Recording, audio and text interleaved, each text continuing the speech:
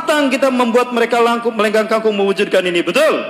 Lebih baik kita mati meninggalkan dunia dalam keadaan syahid ketimbang menyaksikan kiblat kita yang pertama hancur di tangan mereka. Allahu Akbar. Saya rindu ingin kebangkitan, menyaksikan kebangkitan pemuda Indonesia. Ingat, pemuda-pemuda sekarang sudah banyak yang berhijrah, betul? Komunitas-komunitas pemuda sudah bangkit mereka. Ini isyarat kebangkitan Islam dunia tidak lama lagi. Dan itu ada di Indonesia.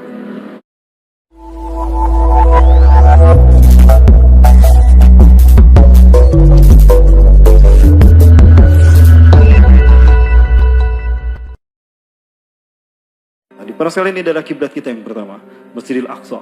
Rasulullah salat menghadap ke kiblat pertama kali ke Masjidil Aqsa selama 16 sampai 17 bulan. Ya. Mereka ingin segera menanamkan pengaruh mereka ke dunia dan ingin segera mendirikan istana bagi Dajjal yang mereka tunggu-tunggu. Tapi bagaimana bisa? Status Yerusalem belum jelas menjadi milik mereka. Maka mereka gunakan mulut Donald Trump untuk melakukan hal semacam itu. Ya, maka Donald Trump pun mengucapkan Israel, ibu kotanya ada di Yerusalem. Today I recognize that Jerusalem is the capital of Israel. Maka ketika itu terjadi, mulailah mereka berupaya untuk menghancurkan kiblat kita yang pertama, dan ini digantikan dengan sinagoga Yahudi. Ini rencana mereka. Mereka akan menghancurkan Masjidil Aqsa dan mereka akan gantikan dengan sinagoga Yahudi. Inilah gambaran yang mereka yakini tentang istana Nabi Sulaiman yang dulu dimiliki Nabi Sulaiman. Mereka bangun sekarang untuk Tuhan yang mereka tunggu-tunggu. Siapa? Dajjal. Nyaris sempurna. Apakah ini akan terjadi? Tidak, insya Allah. Demi Allah ini tidak akan terjadi. Kenapa? Karena ada kita Indonesia. Betulkah ada kita Indonesia? Baik, saya sampaikan bocorannya. Dari Sauban, beliau mendengar Rasulullah SAW bersabda, Inna Rabbi zawaliyal arda. Sesungguhnya Allah Tuhanku melipatkan bumi ini untukku. Hatta ra'aitu masyariqaha wa maghriba, sehingga aku melihat kekayaannya terbentang dari timur sampai ke barat. Wa atani al-kanzain, dan Allah memberikan dua pusaka kepadaku, al-ahmar wal abyad, pusaka merah dan pusaka putih. Wa anna ummati, dan sesungguhnya umatku, saya bluku mulku ama zawaliya minha, akan sampai kekuasaannya di akhir zaman dari timur sampai ke barat. Kebangkitan Islam dan berkuasanya kembali umat Islam dari timur ke barat dunia akan terjadi setelah pusaka yang berwarna merah putih ini menguasai dunia. Dan siapa kalau bukan kita Indonesia? Maka saya minta kepada generasi muda kita, berbagai macam tantangan politik di tanah air kita, dipersekusinya ulama, diperkebirinya hak-hak umat Islam yang memerdekakan bangsa ini, itulah ujian tes watar dari Allah, uji kelayakan dari Allah untuk kita. Pantaskah kita memimpin dunia? Maka siapkanlah, hai kalian, ke para pemuda-pemudi akhir zaman. Yang kita sambut adalah pertarungan besar yang mempertaruhkan reputasi para nabi dan rasul. Kalau dulu para nabi dan rasul hanya berjuang melawan kaum-kaum pembangkang, hari ini tanpa didampingi nabi dan rasul kita berperang melawan pasukan sang kampiun kesesatan. Mereka dipimpin langsung oleh Tuhan yang mereka sembah, iblis dan Dajjal.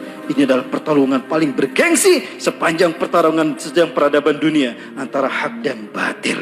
Inilah yang diinginkan para nabi dan rasul. Ya Allah, tangguhkan ajal kami sampai umat Nabi Muhammad di akhir zaman. Saking inginnya mereka berjuang, saking mulianya pahala jihad di akhir zaman ini.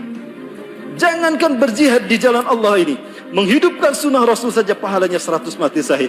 Betul? Man ahya sunnati inda fasadi ummati falahu ajru mi'ata syahidin. Barang siapa yang menghidupkan sunnahku, faqad ihya sunnah, hanya menghidupkan sunnah Rasulullah SAW, dia akan mendapatkan 100 pahala mati syahid. Asyhadu minhum, syuhada kami Rasulullah, para sahabat Anda, atau syuhada mereka? Bal syuhada minkum, bahkan syuhada kalian. Artinya di zaman penuh dengan tipu daya dan huru-hara akhir zaman ini, siapapun yang menghidupkan sunnah Rasulullah, pahalanya 100 kali mati syahidnya para sahabat. Allahu Akbar. Apalagi dengan jihad fisabilillah.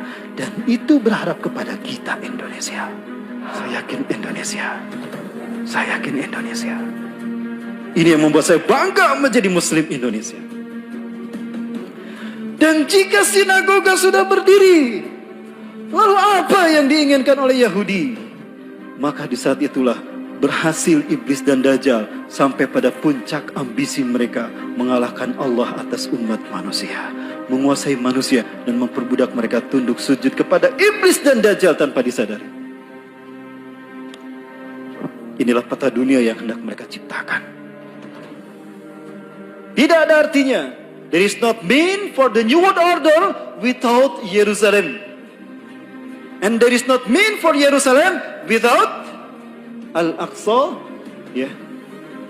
Dan Al-Aqsa harus dihancurkan, diganti dengan sinagoga tadi. Maka ketika itu, negara-negara yang menjadi pembuka untuk masuk ke Al-Aqsa harus mereka kuasai. Ada Muammar Gaddafi di Libya, tumbangkan Muammar Gaddafi. Sudah terjadi belum? Di Mesir ada Muhammad Mursi, tumbangkan Muhammad Mursi. Sudah terjadi belum?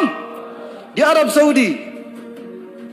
Agak berat saya membahasnya, tapi saya yakin suatu saat akan Allah bukakan siapakah penguasa Saudi Arabia, siapa dinasti Saud sebetulnya. Saya yakin mereka bukan keturunan Arab, bahkan mereka bukan keturunan Rasulullah, tapi mereka keturunan Yahudi Irak. Betulkah demikian? Kalau ada kesempatan untuk membahas simbol-simbol Dajjal di Saudi Arabia, kita bertemu nanti, insya Allah. Baik, Suriah ada Bashar Assad. Jordania sudah dari dulu terpasung menjadi sandar politiknya Zionis Yahudi. Begitu pula dengan Lebanon, ada Hasan Nasrullah, pemimpin gerakan Hizbullah, bukan Hizbullah, Hizbullah. Jika semua ini sudah mereka kuasai, maka dengan lenggang kangkung, dengan legawa, mereka akan mendirikan the New World Order. Saat itulah iblis dan Dajjal akan datang. Tapi insya Allah, selama kita masih hidup di muka bumi, pantang kita membuat mereka melenggang kangkung mewujudkan ini, betul? Lebih baik kita mati meninggalkan dunia dalam keadaan syahid ketimbang menyaksikan kiblat kita yang pertama hancur di tangan mereka. Allahu Akbar. Saya rindu ingin kebangkitan, menyaksikan kebangkitan pemuda Indonesia. Ingat, pemuda-pemuda sekarang sudah banyak yang berhijrah, betul? Komunitas-komunitas pemuda sudah bangkit mereka. Ini isyarat kebangkitan Islam dunia tidak lama lagi. Dan itu ada di Indonesia. Ya. Ingat, di zaman penuh fitnah ini, umat Islam akan terbagi menjadi dua bagian. Fatun qasamul muslimun ila khaymatain. Khaymatun fihil munafiqun wala safihil mu'minuna walakin wahdah. Wa khaymatu saniyah fihil mu'minuna wala safihil munafiquna walakin wahdah. Di zaman penuh dengan fitnah Dajjal ini, umat Islam akan terbagi dua. Kemah kemunafikan yang tidak ada orang beriman satupun di dalamnya, dan penah orang-orang beriman yang tidak ada orang munafik di dalamnya. Hari ini sudah mulai Allah perlihatkan bagaimana Allah menyaring orang-orang yang benar-benar beriman dengan orang-orang munafik. Betul? Sudah terlihat kan? Inilah dahsyatnya fitnah akhir zaman. Makanya Rasulullah memberikan nasihat kepada kita sebagai solusi untuk menghadapinya. Apa itu? Badiru bil a'mali sholihat. Bersegeralah kalian melakukan amal soleh. Manfaatkan waktu sebaik mungkin. Segeralah kalian bertobat pada Allah sebelum matahari terbit dari barat. Kenapa? Fasatakunul fitan, karena akan muncul huru-hara dan petaka menimpa kalian di muka bumi. Kakita'il lail al-muslim, seperti potongan malam yang gelap gulita, berlapis-lapis, hantam terus ada banyak fitnah demi fitnah melanda bangsa kita. Muslim gelap, susah dicari solusinya. Akibatnya apa? Saking dahsyatnya fitnah akhir zaman ini, orang berganti akidah dalam sehari. Yusbihu rajulun mu'minan wa yumsi kafiran, wa yumsi mu'minan wa yusbihu kafiran. Paginya beriman, sorenya kafir, sorenya beriman, paginya kafir. Yabi'u dinahu bi'ardi minad dunya, menjual agamanya demi harta dunia, demi pangkat, demi jabatan, demi harta dunia. Jangankan sekelas kita, sekelas ulama pun terkena. Banyak ulama-ulama yang sekarang bermunculan menjadi sandera politik, sehingga mereka mengatakan semu Islamnya jadi abu-abu Islam mereka. Terpengaruh oleh Abu Janda. Sudah terjadi belum? Oh, berarti giliran kita para pemuda yang berhijrah. Ingat, yang Allah lihat adalah mereka yang hati bersih, bukan yang berilmu tinggi. Ilmu tidak ada artinya kalau tidak diwujudkan, betul? Walaupun kita sedikit ilmunya, tapi ketika kita mengamalkan di waktu yang tepat, pahalanya besar, ikhwah fillah.